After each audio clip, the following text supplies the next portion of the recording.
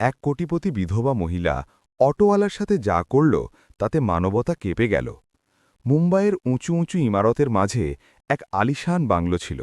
বাইরে থেকে যারা দেখত তাদের মনে হতো এখানে কোনো খুব সুখী মানুষ থাকে, কিন্তু সেই বাংলোর ভেতরে থাকা মহিলাটি প্রতি রাতে বালিশ ভিজিয়ে ঘুমাত। তার নাম ছিল অনন্যা মেহরা। অনন্যা মেহরা দেশের নামকরা বিজনেসওম্যান, অনেক কোম্পানির মালকিন, ব্যাংক ব্যালেন্সে কোটি কোটি টাকা, দামি গাড়ি, বিদেশি চাকর বাকর, কিন্তু তবুও তার চোখে সবসময় একটা শূন্যতা ছিল, কারণ অনন্যা বিধবা ছিল। ৩ বছর আগে তার স্বামী রাহুল মেহরার এক সড়ক দুর্ঘটনায় মৃত্যু হয়েছিল। সেই দুর্ঘটনা শুধু রাহুলকে নিয়ে যায়নি, সেটা অনন্যার হাসি, তার ভরসা এবং তার পুরো দুনিয়াও সাথে নিয়ে গিয়েছিল। সেই দিনের পর অনন্যা নিজেকে কাজে ডুবিয়ে দিয়েছিল।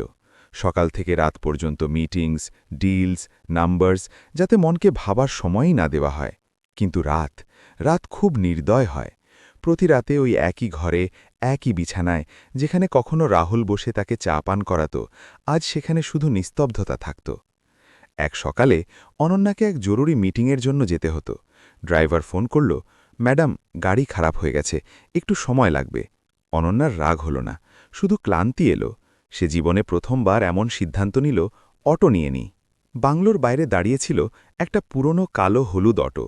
অটো চালকের বয়স প্রায় ৩৫-৪০ বছর, সাধারণ পোশাক, মুখে পরিশ্রমের ছাপ। সাহাব, কোথায় যেতে হবে? তার গলায় নম্রতা ছিল। অনন্যা জায়গাটা বলল, অটো চলতে শুরু করল। শহরের ছুটতে থাকা রাস্তার মাঝে অটোর কাঁচ দিয়ে বাইরে দেখতে দেখতে অনন্যা হঠাৎ অতীতে হারিয়ে গেল। তখনই অটোওয়ালা বলল, ম্যাডাম, যদি খারাপ না লাগে তো একটা কথা জিজ্ঞেস করি। অনন্যা চমকে উঠল। সাধারণত মানুষ তাকে প্রশ্ন করতে ভয় পেত। জিজ্ঞেস করুন, সে ধীরে বলল। আপনাকে খুব মনমরা লাগছে, অটোওয়ালা বলল। ধনী লোকেরাও কি এত দুঃখী হয়? এই প্রশ্নটা সোজা হৃদয়ে লাগল। অনন্যা কিছুক্ষণ চুপ থাকল। তারপর প্রথমবার কোনো এক অচেনা মানুষের সাথে বলল, দুঃখ টাকা দেখে আসে না, দুঃখ মানুষ দেখে আসে। অটোওয়ালা হেসে দিল। ঠিক বলেছেন ম্যাডাম, আমার কাছে টাকা নেই, কিন্তু আমার মা বেঁচে আছে, তাই আমি নিজেকে ধনী মনে করি। অনন্যার চোখ ভরে এলো। একজন অটোওয়ালা, আর এত বড় কথা! মিটিংয়ের পর অনন্যা ইচ্ছে করেই ওই অটোটাকে আবার ডাকল।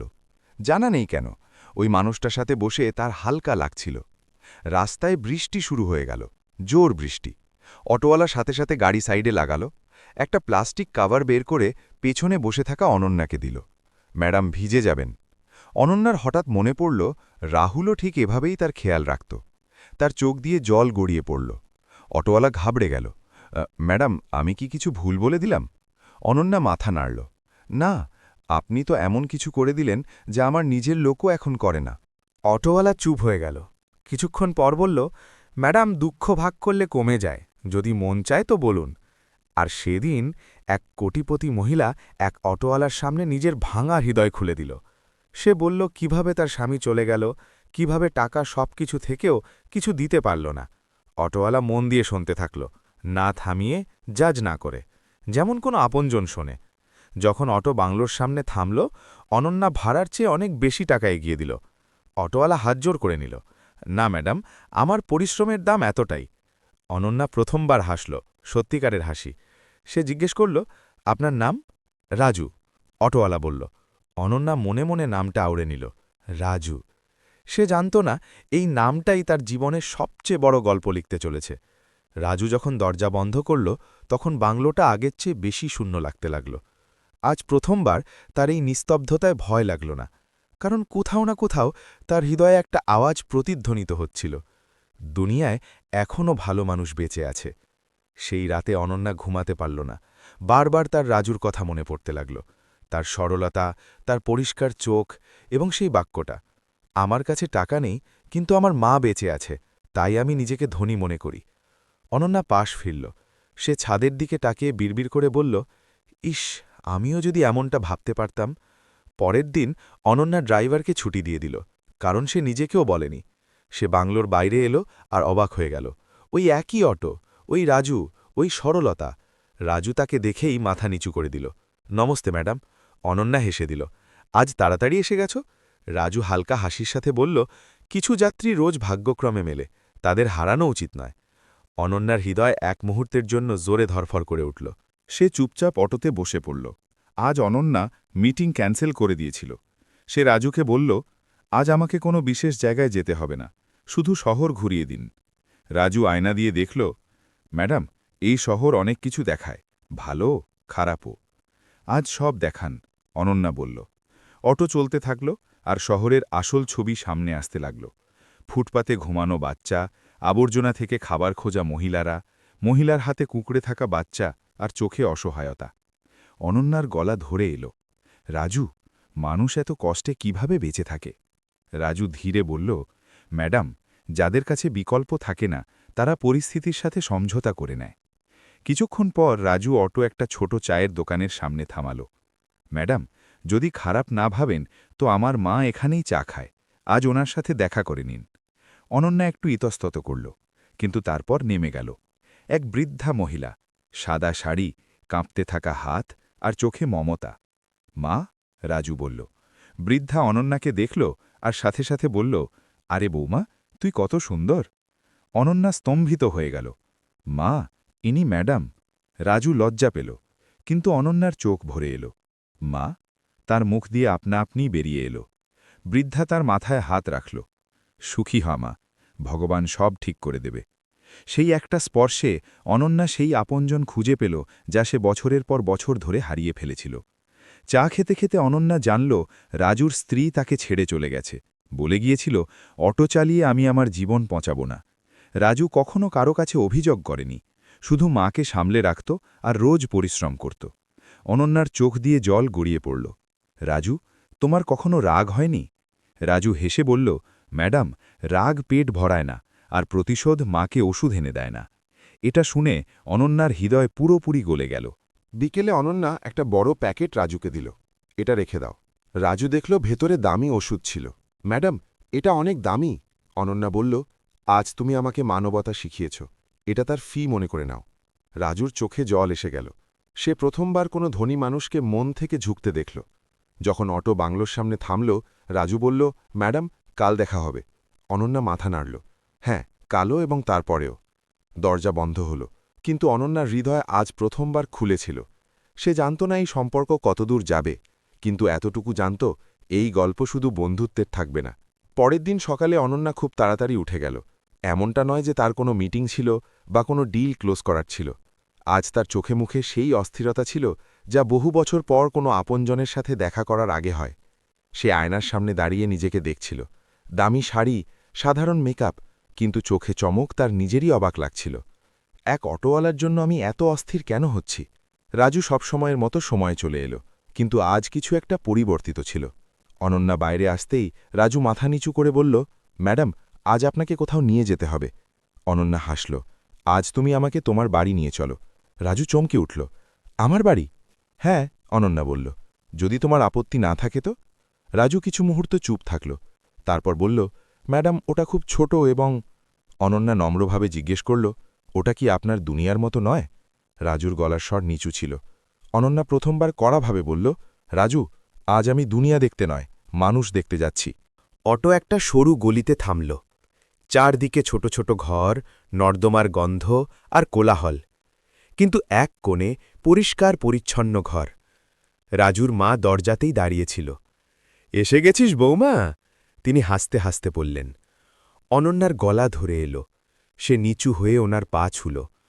সেই দিন অনন্যা মাটিতে বসে রাজুর মায়ের হাতের রান্না খেল। সাধারণ ডাল, শুকনো তরকারি আর অনেক ভালোবাসা। প্রতিটা গ্রাসের সাথে অনন্যার মনে হচ্ছিল সে ধনী নয়, শুধু একজন সাধারণ নারী। কিন্তু প্রতিটা গল্পে সুখ বেশিক্ষণ টেকে না। পরের দিনই অনন্যার জীবনে ঝড় এসে গেল। অফিসে খবর ছড়িয়ে পড়েছিল, ম্যাডাম রোজ একটা অটোওয়ালার সাথে যাতায়াত করে। বোর্ড মিটিংয়ে এক সিনিয়র ডিরেক্টর বলল, অনন্যা, এটা আপনার স্ট্যাটাসের বিরুদ্ধে। অন্যজন যোগ করল, সোশ্যাল মিডিয়ায় কথা হচ্ছে। অনন্যা চুপ থাকল, তারপর বলল, আমার পরিশ্রম কি কোনো অটো দিয়ে কমে যায়? ঘরে নিস্তব্ধতা নেমে এলো। ওদিকে রাজুও শহরের কথা থেকে বাঁচতে পারল না। স্ট্যান্ডে অন্য অটোওয়ালারা হাসতে লাগল, আরে রাজু, এখন তো তুই কোটিপতি হতে চলেছিস, নিশ্চয় কোনো জাদু করেছিস। রাজুর মুখ নিচু হয়ে গেল। সে বাড়ি ফিরলে মা জিজ্ঞেস করল, বাবা, আজ এত চুপচাপ কেন? রাজু ভেঙে পড়ল। মা, আমি ম্যাডামের দুনিয়ার নই। তার গলা কাঁপছিল। লোকে কথা বানাচ্ছে। মা তার হাত ধরল। লোকে তো ভগবানের দিকেও আঙুল তোলে বাবা, তুই মানুষ। বিকেলে যখন রাজু অটো নিয়ে এলো না, অনন্যা অস্থির হয়ে গেল। সে নিজেই গাড়ি বের করে ওই গলিতে পৌঁছল। রাজু যখন তাকে দেখল তখন অবাক হয়ে গেল। ম্যাডাম, আপনি এখানে? অনন্যা সোজা প্রশ্ন করল, আজ কেন আসনি? রাজু চুপ থাকল। রাজু? অনন্যার গলা ভেঙে গেল। যদি আমি কারণ হই তো পরিষ্কার বলো। রাজুর চোখে জল এসে গেল। ম্যাডাম, আপনি অনেক বড়, আর আমি সামান্য। অনন্যা প্রথমবার উঁচু গলায় বলল, তোমার দারিদ্র্য আমার ছোট লাগে না, কিন্তু তোমার ভয় আমাকে ভেঙে দেয়। রাজু স্তব্ধ হয়ে গেল। অনন্যা ধীরে বলল, আমি জীবনে সব কিছু হারিয়েছি রাজু, এখন কাউকে হারানোর সাহস নেই। রাজুর মন ভরে এলো, কিন্তু তখনই একটা আওয়াজ এলো, ম্যাডাম! পেছনে অনন্যার আত্মীয় দাঁড়িয়েছিল, সেই যে তার সম্পত্তির উপর নজর রাখত। আপনি এখানে, এই লোকটার ঘরে? তার চোখে বিষ ছিল। রাজু পিছিয়ে গেল। অনন্যা এগিয়ে এলো এবং প্রথমবার সবার সামনে বলল, হ্যাঁ, কারণ এখানে আমি মানুষ পেয়েছি। পুরো মহল্লা স্তব্ধ হয়ে গেল। সেই রাতে অনন্যা এবং রাজু দুজনেই ঘুমাতে পারল না। একজন নিজের নাম আর সম্মানের সাথে লড়ছিল, অন্যজন নিজের অকাত আর ভয়ের সাথে। দুজনেই জানত এখন পিছু হটা সহজ নয়, কারণ যখন দুটো ভাঙা হৃদয় একে অপরের সাহারা হয়ে যায় তখন দুনিয়ার সবচেয়ে বড় দেয়ালও ছোট মনে হতে থাকে। কিন্তু অনন্যা আর রাজু জানত না এই দেয়ালের পেছনে কাঁটা লুকিয়ে থাকে। পরের কিছুদিনে অনন্যার জীবন আবার একটা যুদ্ধ হয়ে গেল। অফিসে ফাইলের চেয়ে বেশি ফিসফিসানি চলতে লাগল। ওই অটোওয়ালা তাকে ব্ল্যাকমেইল করছে, নিশ্চয়ই কোনো চাল আছে, এত বড় মহিলার মাথা খারাপ হয়ে গেছে। অনন্যা শুনতে থাকল চুপচাপ, কিন্তু প্রতিটা শব্দ হৃদয়ে হাতুড়ির মতো লাগছিল।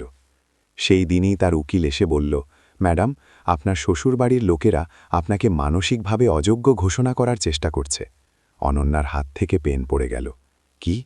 যদি তারা প্রমাণ করে দেয় যে আপনি ভুল সঙ্গতে আছেন, তবে আপনার সম্পত্তির উপর দাবি করতে পারে। অনন্যা বুঝে গেল, এখন লড়াই শুধু সম্পর্কের ছিল না, এখন এই লড়াই মানবতা বনাম লোভের ছিল। ওদিকে রাজুর অবস্থাও আরও খারাপ ছিল। এক সন্ধ্যায় অটো স্ট্যান্ডে দুজন লোক তাকে ঘিরে ধরল। আজকাল খুব উড়ছিস, একজন বলল। অন্যজন হাসল, কত টাকা নিয়েছিস তুই ওই মহিলার কাছ থেকে? রাজুর আগেই বলল, ভাই, আমি খেটে খাই। পরের মুহূর্তেই তাকে মাটিতে ফেলে দেওয়া হলো। মনে রাখিস, একজন তার কানে বলল, যদি ওই মহিলার থেকে দূরে না থাকিস তবে পরের বার অটো নয়, তোর হাড় ভাঙবে। রাজু রক্তাক্ত অবস্থায় বাড়ি পৌঁছল। মা তাকে দেখে চিৎকার করে উঠল, বাবা, কার নজর লাগল তোর? রাজু জল লুকাতে লুকাতে বলল, মা, আমি অনন্যা ম্যাডামের থেকে দূরে থাকব। মা তার মুখ ধরে নিল। ভয়ের সিদ্ধান্ত জীবন নষ্ট করে দেয় বাবা। পরের দিন রাজু অটো নিয়ে এলো না। অনন্যা অপেক্ষা করতে থাকল। ঘণ্টার পর ঘণ্টা ফোন করল, বন্ধ। তার মন ঘাবড়ে গেল। সে নিজেই রাজুর গলিতে পৌঁছল। দরজা খুলল। রাজুকে পট্টি বাঁধা অবস্থায় দেখে অনন্যার চিৎকার বেরিয়ে এলো, এটা কে করল? রাজু নজর নিচু করে নিল। ম্যাডাম, আপনার এখানে আসা উচিত হয়নি। অনন্যা কেঁদে ফেলল, আমার জন্য তোমাকে মারা হয়েছে। রাজু ধীরে বলল, না ম্যাডাম, আমাকে আমার অকাত দেখানো হয়েছে। এটা শুনতেই অনন্যার ভেতরে কিছু একটা ভেঙে গেল। সেই সন্ধ্যায় অনন্যার আত্মীয়রা সোজা রাজুর বাড়ি পৌঁছল। দেখো ছোকরা, একজন বলল, এটা 5 লাখ টাকার চেক। রাজু অবাক হয়ে গেল। এই মহিলার থেকে দূরে সরে যাও, জীবন আরামে কাটবে। রাজুর মা চেকটা তুলে নিল। সবার মনে হল এবার সওদা পাকা। কিন্তু পরের মুহূর্তেই মা চেকটা ছিঁড়ে ফেলল। আমার ছেলের সম্মান তোমাদের টাকার চেয়ে বড়। পুরো ঘর স্তব্ধ হয়ে গেল। অনন্যার চোখ দিয়ে নিঃশব্দে জল বইতে লাগল। সেই রাতে অনন্যা এক বড় সিদ্ধান্ত নিল। পরের দিন সকালে প্রেস কনফারেন্স ডাকা হলো। ক্যামেরার সামনে অনন্যা বলল, আমি জীবনে অনেক টাকা আয় করেছি, কিন্তু মানবতা আমাকে এক অটোওয়ালা শিখিয়েছে। পুরো দেশ কেঁপে গেল। সোশ্যাল মিডিয়া 2 ভাগে ভাগ হয়ে গেল। কিছু লোক প্রশংসা করল, কিছু বিষ উগড়ে দিল। কিন্তু অনন্যা ভয় পেল না। সে রাজুকে ডাকল। রাজু, সে কাপা গলায় বলল, আমি তোমাকে আরও একবার এই আগুনে টানতে এসেছি। রাজু চুপ থাকল। আমি একা লড়তে পারব না। অনন্যার চোখ ভেজা ছিল। যদি তুমি সাথ দাও তবে পুরো দুনিয়ার সাথে লড়ে যাব। রাজু প্রথমবার সোজা তার চোখের দিকে তাকাল। ম্যাডাম, তার গলা ভারী ছিল, আমি গরিব হতে পারি, কিন্তু কাপুরুষ নই। অনন্যার শ্বাস আটকে গেল। কিন্তু তখনই আরও এক ধাক্কা লাগল। কোর্ট থেকে নোটিশ এলো, অনন্যাকে বাড়ি খালি করার আদেশ। তার নিজের তৈরি দুনিয়া তার থেকে কেড়ে নেওয়া হচ্ছিল। সে ভেঙে পড়ল। রাজু তার হাত ধরে নিল। ম্যাডাম, আজ যদি আপনি রাস্তায়ও থাকেন তবু আপনি একা থাকবেন না। অনন্যা ফুপিয়ে কেঁদে উঠল। সেই রাতে অনন্যা প্রথমবার রাজুর মায়ের পায়ে মাথা রাখল। মা, তার গলা কাঁপছিল, যদি আপনার ছেলে আমার সাহারা হতে পারে তবে কি আমি তার জীবন হতে পারি? মায়ের চোখ দিয়ে জল গড়িয়ে পড়ল। মা, সুখে দুঃখে সঙ্গী দেওয়ার নামই বিয়ে। রাজু অবাক হয়ে গেল। অনন্যা প্রথমবার নিজের মনের কথা ভয় না পেয়ে বলে দিয়েছিল। কিন্তু এখনও গল্প শেষ হয়নি, কারণ এখনও সমাজের শেষ আঘাত বাকি ছিল। সকাল হতেই অনন্যার বাংলোর বাইরে মিডিয়ার ভিড় জমে গেল। ক্যামেরা, মাইক আর প্রশ্ন। আপনি কি সত্যিই এক অটো ড্রাইভারকে বিয়ে করতে যাচ্ছেন? এটা কি পাবলিসিটি স্টান্ট? আপনার কি নিজের স্ট্যাটাসের কোনো পরোয়া নেই? অনন্যা চুপচাপ সব শুনতে থাকল। তার চোখে মুখে ভয় ছিল না, শুধু ক্লান্তি ছিল। এত লড়াইয়ের পর আজ শেষ ফয়সালা হওয়ার ছিল। কোর্টে অনন্যার বিরুদ্ধে তার শ্বশুরবাড়ির লোকেরা পিটিশন লাগাল। যুক্তি দেওয়া হল, এই মহিলা মানসিকভাবে অস্থির, এক অটো ড্রাইভারের প্রভাবে এসে নিজের সিদ্ধান্ত নিচ্ছে। বিচারক অনন্যাকে জিজ্ঞেস করল, আপনি কি কিছু বলতে চান? অনন্যা উঠে দাঁড়াল। পুরো কোর্টে নিস্তব্ধতা ছিল। সে বলল, হ্যাঁ, আমি বলতে চাই। আমি বিধবা, কিন্তু পাগল নই। যদি কোনো গরিব মানুষের কাছ থেকে মানবতা শিখে নেওয়া অপরাধ হয়, তবে হ্যাঁ, আমি এই অপরাধ স্বীকার করছি। কোর্টে ফিসফিসানি শুরু হয়ে গেল। তারপর বিচারক রাজুকে ডাকল। রাজু ভয়ে ভয়ে দাঁড়াল। সাধারণ পোশাক, নিচু নজর। বিচারক জিজ্ঞেস করল, তুমি কি অনন্যার উপর কোনো চাপ দিচ্ছ? রাজু মাথা তুলল, প্রথমবার পুরো আত্মসম্মানের সাথে। না স্যার। তার গলা কাঁপছিল, কিন্তু সত্যি ছিল। আমি কখনো ম্যাডামের কাছে কিছু চাইনি। আমি তো আজও অটোই চালাই, আর যদি উনি আমাকে ছেড়েও দেন তবুও আমি ওনাতে দোয়াই দেব। পুরো কোর্ট স্তব্ধ হয়ে গেল। বিচারক রায় শোনাল, কোনো মহিলার কাউকে চাওয়া মানসিক রোগ নয়। এই পিটিশন খারিজ করা হল। অনন্যার চোখ দিয়ে জল গড়িয়ে পড়ল। কিন্তু এখনও একটা শেষ পরীক্ষা বাকি ছিল। কোর্টের বাইরে অনন্যা সবার সামনে রাজুর হাত ধরে নিল। মিডিয়ার ক্যামেরা ঝলকাতে থাকল। সে উঁচু গলায় বলল, আজ আমি সবকিছু হারতে পারি, টাকা, নাম, সম্মান, কিন্তু আমি এই মানুষটাকে ছাড়ব না। ভিড়ের মধ্যে থেকে আওয়াজ এলো, লজ্জা করে না? অনন্যা ঘুরে বলল, লজ্জা আমার তখন হতো যখন আমি মানুষ হয়ে মানুষকে ছোট মনে করতাম। পুরো পরিবেশ স্তব্ধ হয়ে গেল। কিছুদিন পর কোনো জাঁকজমক ছিল না, কোনো মহল ছিল না, কোনো ভিআইপি বিয়ে ছিল না। একটা ছোট মন্দির, রাজুর মা, ২-৪ জন সত্যিকারের মানুষ। অনন্যা সাধারণ লাল শাড়ি পরল। রাজু কাঁপতে থাকা হাতে মঙ্গলসূত্র নিয়ে দাঁড়িয়েছিল। পণ্ডিত জিজ্ঞেস করল, আপনি কি এই বিবাহের জন্য প্রস্তুত? অনন্যা না থেমে বলল, হ্যাঁ। রাজুর চোখ দিয়ে জল গড়িয়ে পড়ল। হ্যাঁ, সেও বলল। আর সেই মুহূর্তে এক কোটিপতি মহিলা এক অটোওয়ালার স্ত্রী হয়ে গেল। বিয়ের পর অনন্যা বড় সিদ্ধান্ত নিল। সে তার নামের অনেক কোম্পানি গরিব বাচ্চা আর বিধবার নামে ট্রাস্ট করে দিল। সে বলল, যদি মানবতা ওপর থেকে না আসে তবে নিচ থেকে উঠাতে হবে। রাজু আজও অটো চালায়, কিন্তু এখন লোকে তাকে মাথা নিচু করে দেখে, কারণ সে প্রমাণ করে দিয়েছে মানুষের দাম তার পকেট দিয়ে নয়, তার মন দিয়ে বিচার করা হয়। আজ যখন কেউ অনন্যাকে জিজ্ঞেস করে, আপনার অনুশোচনা হয় না? সে হেসে বলে, আমি কোটি টাকা ছেড়েছি, কিন্তু জীবন পেয়েছি। বন্ধুরা, যদি এই গল্প আপনাদের হৃদয় ছুঁয়ে থাকে তবে ভিডিওটি লাইক এবং শেয়ার করতে ভুলবেন না। আর হ্যাঁ, আমাদের চ্যানেল ওভি ভয়েস অবশ্যই সাবস্ক্রাইব করবেন। আবার দেখা হবে এক নতুন হৃদয় ছোঁয়া গল্পের সাথে। ততক্ষণ পর্যন্ত নিজের পরিবারকে সামলে রাখুন, সম্পর্কগুলোকে সাজিয়ে রাখুন। জয় হিন্দ, জয় ভারত।